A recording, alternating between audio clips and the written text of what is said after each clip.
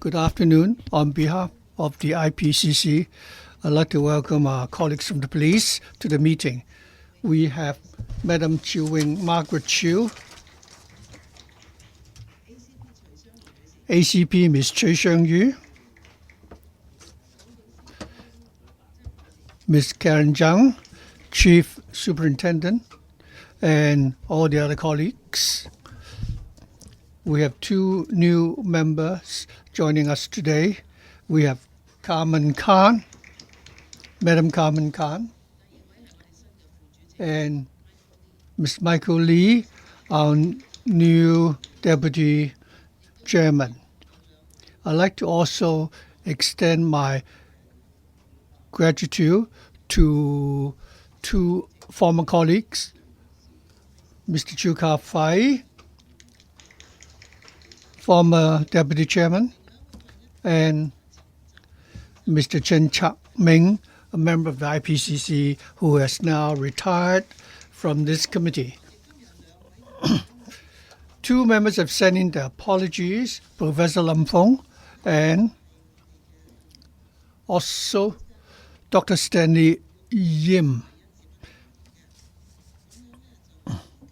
And with that, I'd like to declare that we already have a quorum and it's now the appointed time. Item 1 on the agenda is the minutes of the last meeting. We have not received any proposed amendments. If there are no proposals now, shall we confirm the minutes? Thank you. Item 2 is the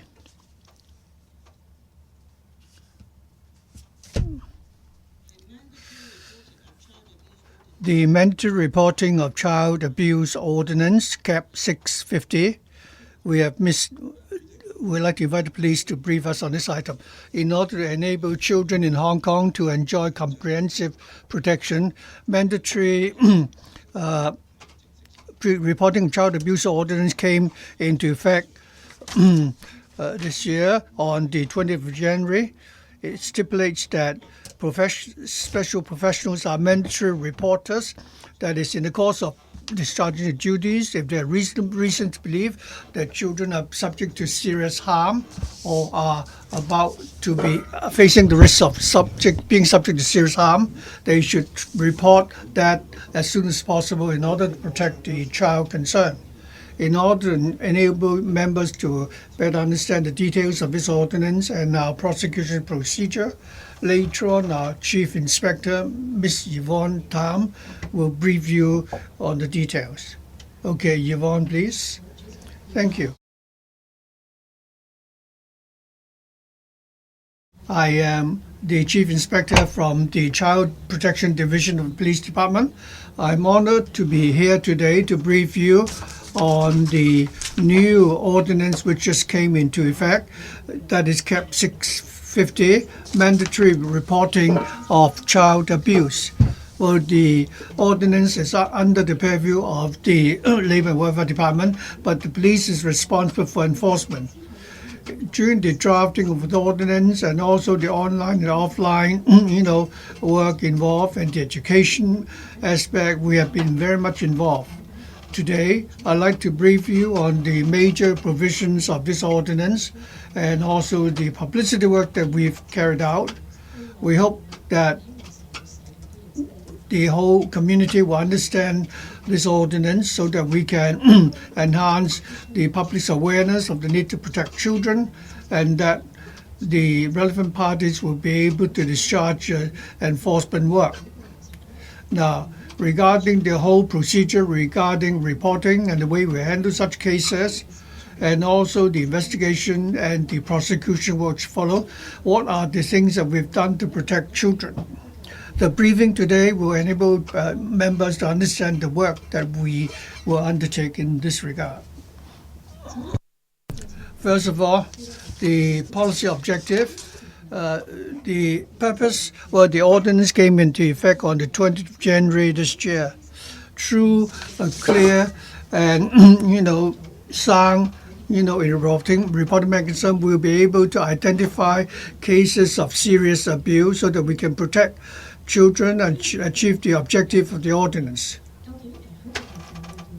Now, the whole ordinance stipulates that we have a group of designated professionals as special prosecutors, and the ordinance spell out the circumstances under which reporting is required, and the violators will be subject to criminal, liabilities.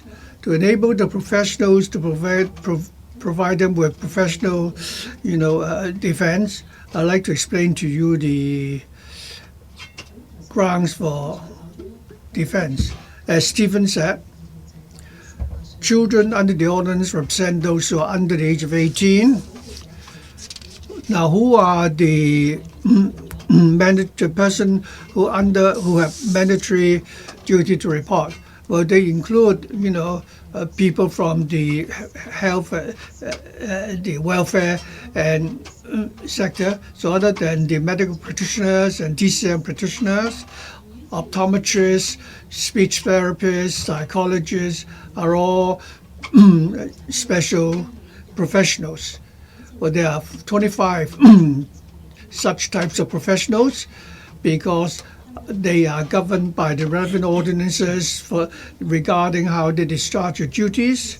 And also there are unions concerned requiring registration before they can practice. So these are professionals, and these are the professionals who would be regularly in contact with children who are their clients. So these are the 25 special professionals. Scope for reporting. Section 4 stipulates that in the course of discharging their professional duties, if there are reasonable grounds to suspect that at the critical time the victim is under 18 and is being subject to serious harm or is under grave risk of subject to serious harm. And I'm going to explain to you what is meant by serious harm. So in this case, the professional will need to report as soon as practicable. Section 4 spell out what is serious harm. There are 4 categories: bodily harm, sexual abuse, mental, abuse, and neglect of care. Regarding bodily harm or abuse, this is in any situation where children are subject to psychological harm or bodily health and require immediate treatment, then the special professional will have to report. There are 7 scenarios like loss of bodily function, loss of eyesight, hearing, body fracture, burn, serious bleeding, loss of consciousness, or loss of consciousness. All these are serious bodily harm as defined in the ordinance. Sexual abuse. Anyone coercing a child to undertake subjects like, rape, anal intercourse, and so on, all such sexual abuses will need to be reported. Negligence of care. First of all, failure to protect such children, the means to sustain their life and health, or putting them in a situation where the life or health are jeopardized. For example, parents are addicts themselves and they neglect the possibility that the children will be exposed to dangerous drugs, as a result of which the children would, take such drugs and are subject to harm.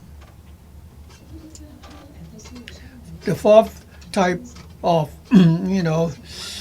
harm would be, mental abuse. That is, the person concerned does something or not doing something, resulting in a child suffering from long-term psychological or mental harm.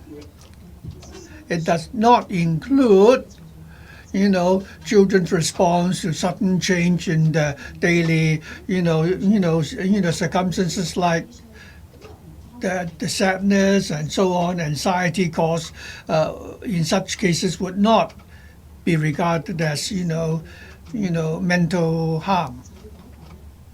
Next, what are the requirements for reporting? Now, who are the person who should make the report? There are 2 authorities concerned, the police and the SWT. The requirements for reporting is very clear-cut. That is, the mandatory person reporter will need to submit three types of information. First of all, information pertaining to the child, that is the identity of the child. Secondly, which type of harm is being caused. And the special professional will have to give us the contact so that we will be able to follow up. And the report will need to be made to the Director of Social Welfare. The ordinance also stipulates provide for certain exemptions. Even if a child is subject to very serious harm, the professional concerned may not be required to report. And these are the three, accidents. First of all, serious harm is not caused by the carer, and the harm is caused by other children, and it's not the fault of the carer. For example, so a whole family goes to a restaurant for a meal, and the child is being hurt when a waiter, sort of pour hot boiling water on the child, in which case the carer will be exempted. Next, the authorities concerned. If the authorities or another professional have already made the report, or this person has already made the report regarding the harm, and the authorities concerned are already undertaking investigation, then there will be exemption. We've also said that in such circumstances, what is the scope covering the reporting requirement? The requirement is that whenever it is practicable, reports should be made as soon as possible. If someone delays the report, there is a statutory defense. That is, if the special prosecutor generally believes that by delaying the report is in the best interest of the child. For example, where you have sexual abuse involving a family member, when a child is subject to mental or emotional, trauma, reporting to police immediately so that the child is immediately subject to investigation may not be in the best interest. If the specified professional take reasonable steps, for example, the social worker or the teacher will take the child to a shelter to undertake psychological counseling and treatment, so that he would only report the case after the child has been properly taken care of. That would be, that would satisfy the terms for exemption.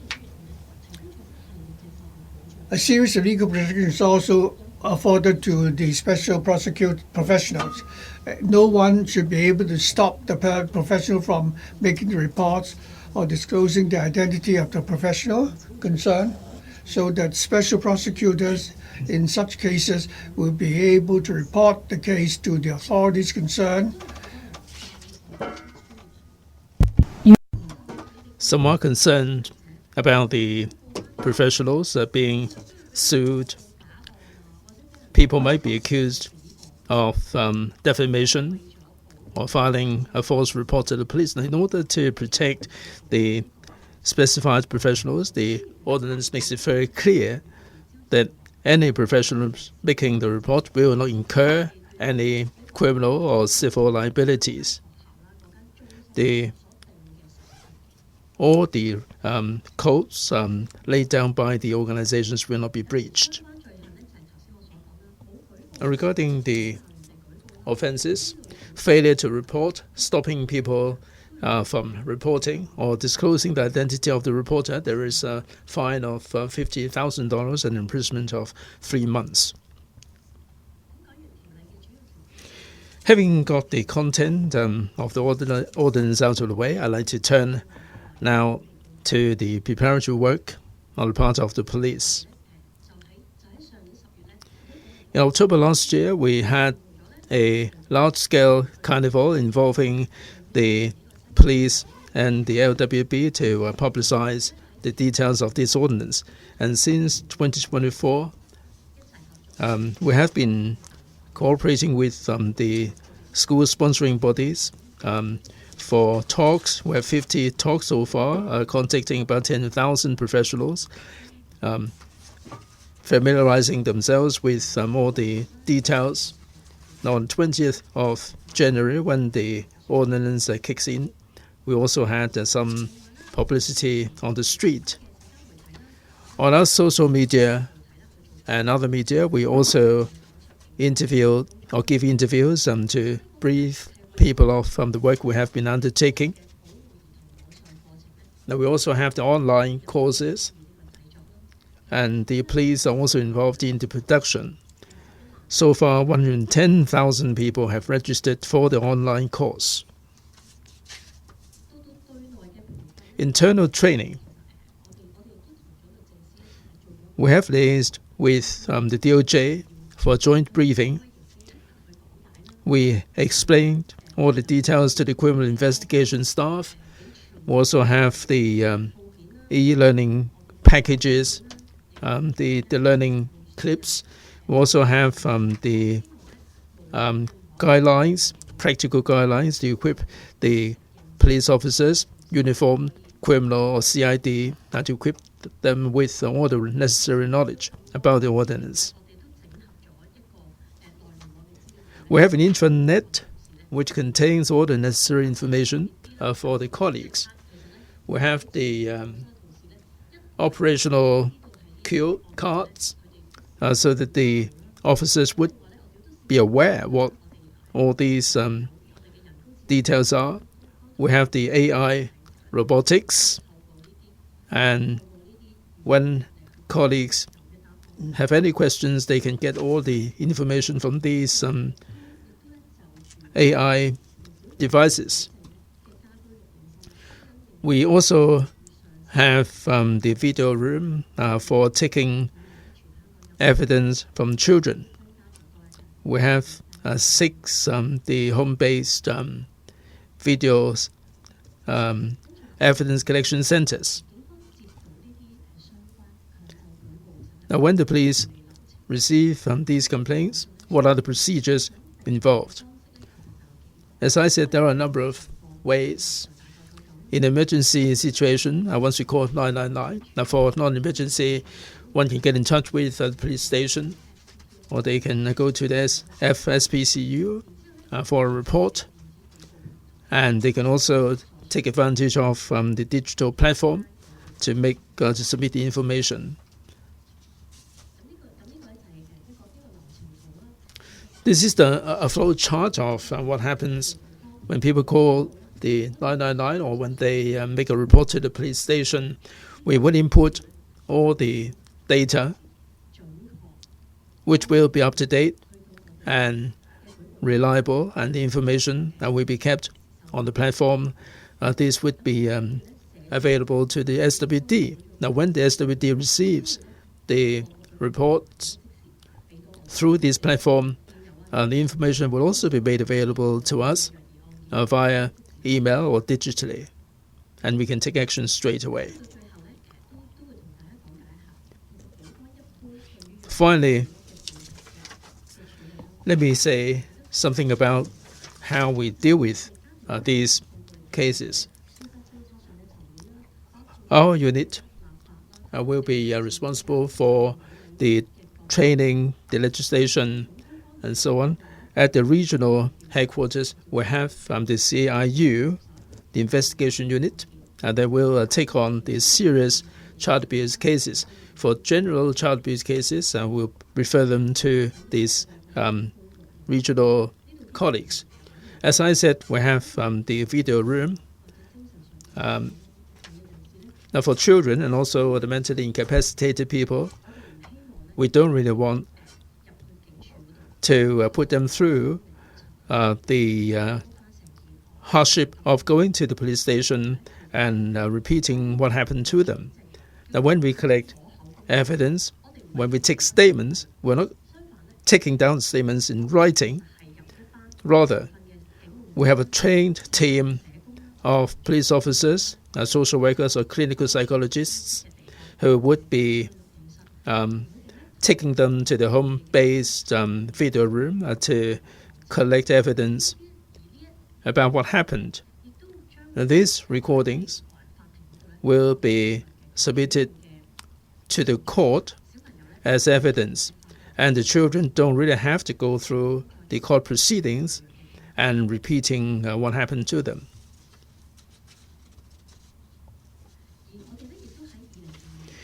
And in 2022, we have set up a team for the protection of witnesses and children that we're racing against the clock with every case. In order to collect evidence, we have to liaise with the SWD and the DOJ to accelerate the prosecutorial work for the best interest of the victims. Now, in terms of court proceedings, they don't have to repeat what they suffer from in a court proceeding, and they don't have to appear physically. All they need to do is to appear in a room and give evidence in the privacy of the room. And this is the work we have undertaken in relation to the ordinance and the protection of children.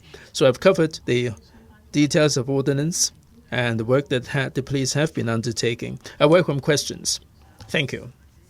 Any questions? Mr. Lam. Thank you, Madam Chair. 2 questions, if I may. First, in terms of principles, we have the mandated specified professionals now who will have to report the cases. So how do you mandate them to make a report in practical terms? I think if you find a child abuse case and a number of professionals may have failed to make a report, and how do you actually mandate them to make a report? How to enforce the law and make these professionals file a case with the police? Second, the reporting platform. There are so many professionals on the list, and they're in different categories, and they have to make reports. Now, with the commencement of the ordinance, and they're getting in touch with so many children, I'm sure that they must have a lot of information submitted to the platform. I don't quite understand the reporting platform. I know that you are working in conjunction with the SWD. Do you have a big data system for you to sort out all these huge quantities of cases? Thank you. Right, please. Madam Chair, if I may. First, how do we actually mandate the professionals? If I may quote from Mr. Chris' son, the idea of the ordinance is not to penalize the professionals. Rather, we are trying to enhance the awareness, to make people aware of the fact that these child abuse cases admit of no delays. And we have to protect the children. We have to have a system whereby the professionals will have to make a report, and how they make a report. Now, this is the overriding spirit of the ordinance. The police don't really want to take out any prosecution. As to the huge quantities of reports, how can the reporting platform handle the cases? Now, we have developed this platform together with the SWD. We have conducted numerous tests beforehand. It's been running for about a month, and it's been running very smoothly. Since the commencement of the ordinance, we have about 60 cases referred to us. I'm sure that the platform itself does have the capacity to handle these cases. Thank you very much. Mr. Chen. Madam Chair, thank you. I may be a little bit verbose, if you don't mind. This is a real life case. In 2022, you set up a task force for the protection of witnesses and children. The police, the DOJ, and the SWD were involved as parties. Now, in this regard, I remember in 2022, August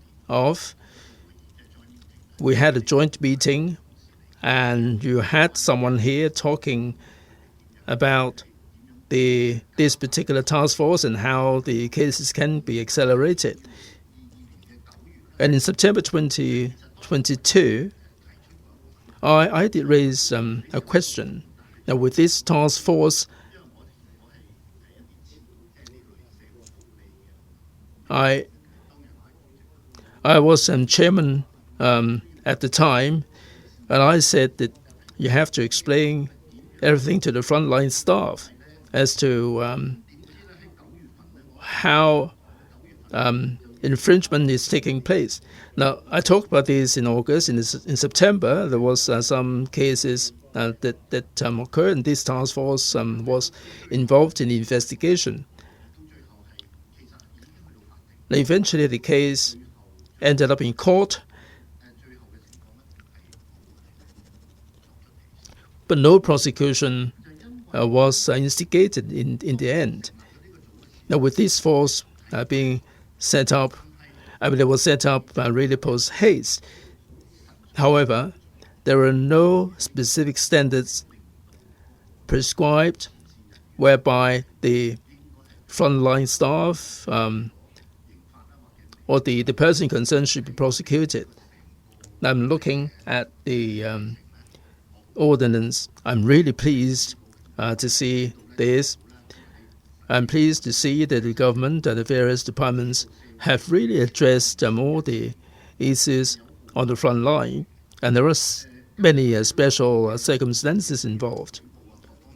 Now, I look at the circumstances that warrant a reporting. There is a threshold which is not particularly low,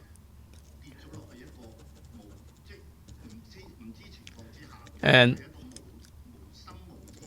it would be unlikely for the frontline staff or for the professionals to be involved in any legal proceedings unnecessarily. And I find that this is really a wonderful piece of legislation. There should be some regulation on the front line.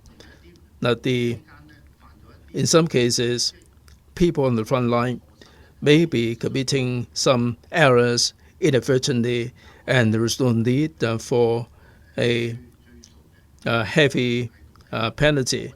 I'm really grateful to the government about this. This may be complicated, but I'm grateful to the police, the SWD, and also the DOJ for taking on board the concerns of the public. The organization I represent also was consulted. We have given our input regarding the details of the ordinance. Thank you. Thanks very much. Mr. Chen is expressing his sentiments, expressing gratitude to the government. Madam Chair, we all started here back in August 2022. I remember all the details. I remember everything here. Right. Thank you very much, Mr. Chen, for the dedication for serving Hong Kong. Dr. Wong, and then another Mr. Chen. Dr. Wong first. Madam Chair, I'd like to echo Mr. Chen about the platform and also the enforcement of the law. If you work in the social welfare field, you know that this is really a terribly difficult issue. I know that in NETCO, they've also expressed similar sentiments. What are the numbers so far? How many prosecutions have been instigated, and how many people have been investigated, and how many convictions do we have? Do we have any specific numbers to share with an IPCC? Right. It was implemented on the 20th of January 2026. But what about before the commencement of the ordinance? What's the situation like? Well, we didn't have the legislation back then. What about sexual abuse? At the District Fight Crime Committee, we are given some statistics. Do you have any stats here? If not, you might wish to supplement later. Oh, we're talking about different things together. First, the minors. They cannot fend for themselves. If they are subject to maltreatment or abuses, they need protection. So this CAP 650 is about the mandatory reporting of child abuse. This will include the mandated reporters, the dentists, the teachers, welfare officers. They have the obligations to make a report if they see any children being subject to maltreatment. So this is specifically in relation to the carers. They didn't otherwise have the responsibility. Now they do. Now Dr. Wong asked about the cases. I guess he was asking about the stats regarding child abuse, not specifically regarding this ordinance. Now we're talking about many different things together. Sometimes it will be difficult for us to distinguish all of them. Now, Mr. Chen talked about the front line. Now there are so many officers, police officers on the front line, and we are talking about these frontline professionals, the teachers, the professionals. They're in touch with the children. If they spot any injuries on the children, if they have problems with their limbs, we are talking about these kind of child abuse. Now, Dr. Wong was raising a question about the stats for child abuse. Maybe through the Secretariat, this can be made available to Mr. Wong. Chen, thank you. Simple question regarding the reporting platform. Whether or not I were to report to the SWD or the police, the report will go to that platform. What information will that platform share? Other than the person making the report who need to submit a form, submit evidence, what else are there? Would anyone like to respond? Thank you. Actually, I was saying that the ordinance has to include 3 pieces of ordinance information: identity of children, the address, the age. So we will put down as much information as possible, the type of abuse the child is being subject to, the harm that is being caused. And it would be best if we are informed of the location of the abuse so that we can immediately follow up. So these are the information. So after all such information have been collected, it will be forwarded to this platform, and that the SWD and the police will then follow up. I think the reporting platform would only collect information inputted by the person making the report. Another function of that platform is that after the report is being submitted, the platform will actually acknowledge receipt of the complaint or report. Is there such a function by which the SWD will inform the police? The police will also receive, the relevant complaint. Yes, because that would ensure that all parties concerned will receive the details of the complaint. Thank you. I think what Mr. Chen means is that only one report will need to be made, and you don't need to submit report to different counters. I think many people concerned about this ordinance in that in the past we have seen children, I think, subject to abuse and whether it should be reported. But now reporting is mandatory. For example,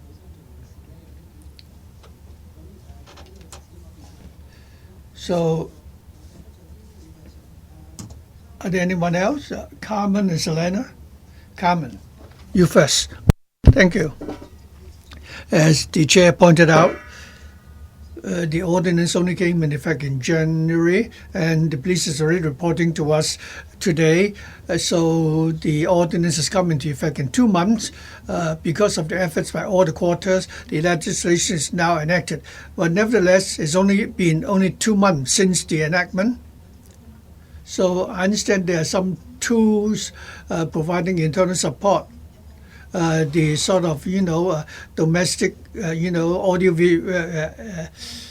recording room that can help the child so that the child will be able to give evidence in a comfortable environment.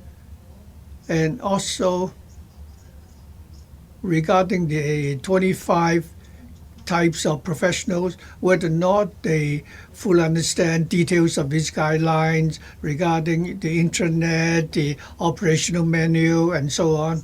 Are there ways by which you can help the professional concerned to understand them? Or is it only for the use of the police and the 25 types of professionals? Please. Thank you. We were saying just now that the operational manual or card or cue card is only in respect of the internal investigation undertaken by the police. So regarding the online courses regarding the protection of children, I've covered that already. Now, there are several things we want the person making a report to consider. For example, there is a analysis framework and a procedure for making a report, so that the specified professional will only need to answer each and every one of the questions, and he would be able to understand the procedure concerned and whether or not he should report. You talk about several types of serious harm, including bodily harm. Is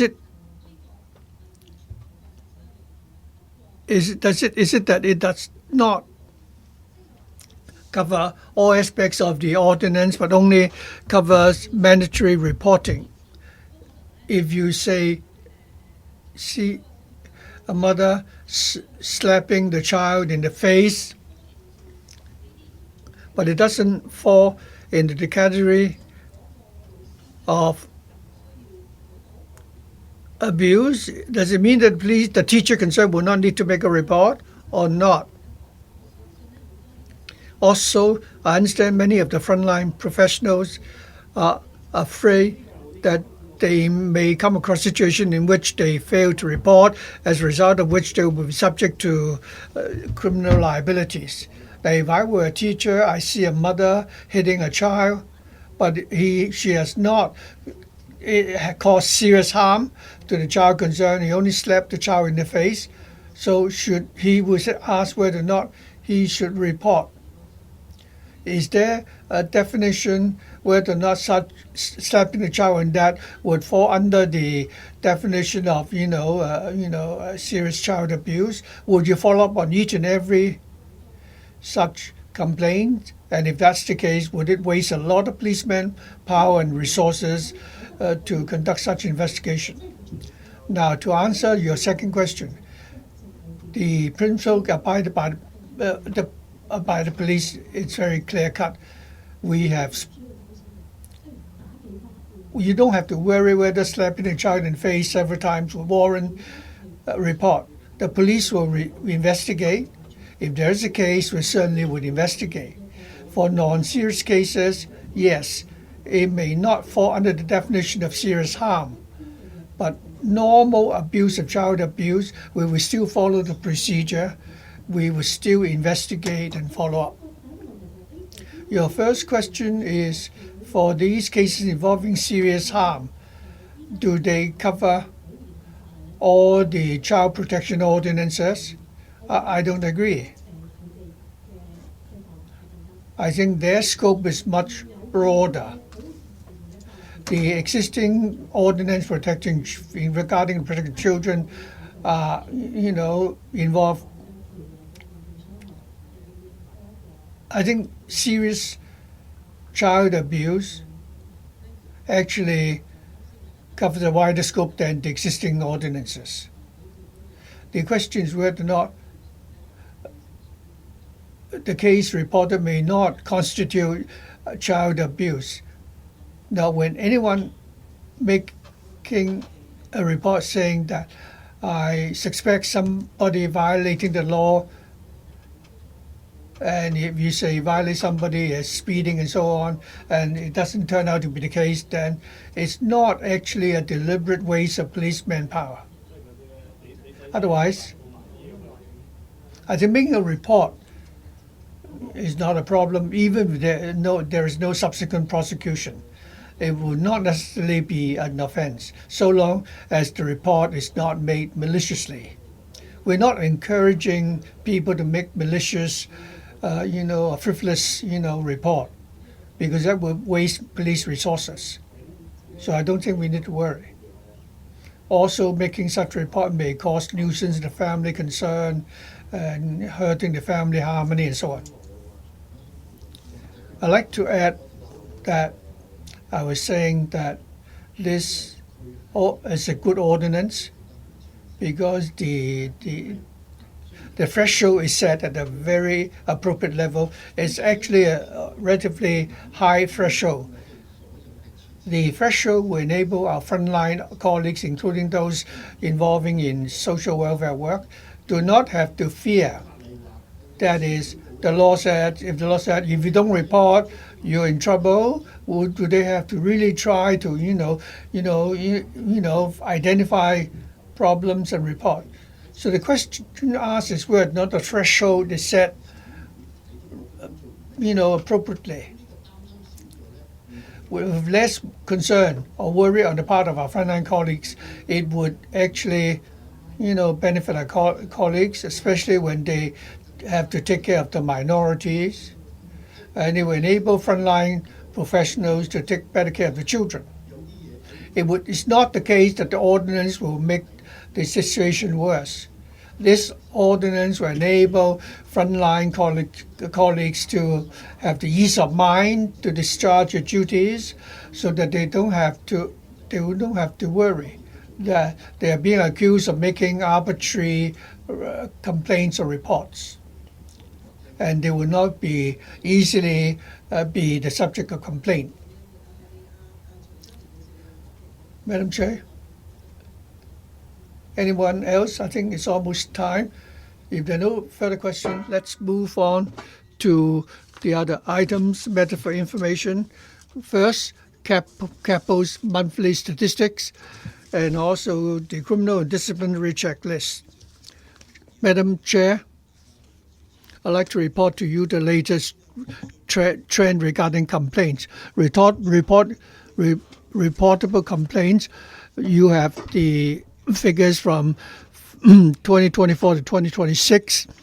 For the first 2 months in 2026, we have a total of 328 complaints, reportable complaints, which is compared with 430 cases in 2025, is down by 112.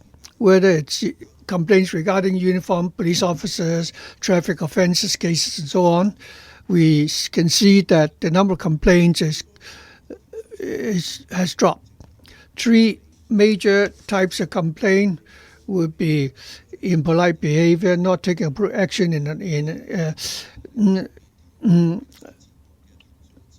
in appropriate time. Of the complaints received, 96 of the complaints are minor complaints. Let's now take a look at the numbers of complaints over the last 3 years. Starting from the left-hand side, the first three categories are minor complaints like dereliction of duties, improper, impolite behavior, using foul language. And they make up the majority of cases in 2024 to 2026. For serious complaints, they make up 5%. For the first 2 months in 2026, compared with 25, they have remained more or less the same.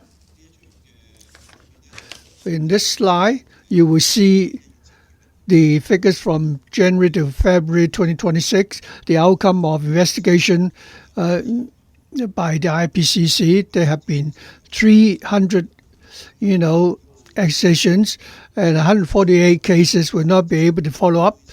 19% have been resolved through a summary manner. The dark blue section are cases in which the complainant have withdrawn the complaint.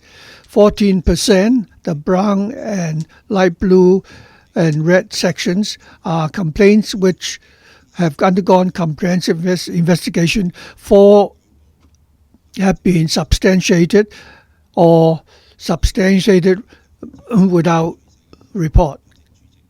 So these are the relevant numbers. Could you also talk about the criminal complaints checklist? I think we've listed the outline of all the complaints in the table. Any questions regarding these 2 items which Stephen just briefed us, the CAPO statistics and also the criminal and disciplinary checklist? If not, I think that will be the end of this item, and we do not have AOB today. Date of next meeting, the 16th of June. Thank you very much.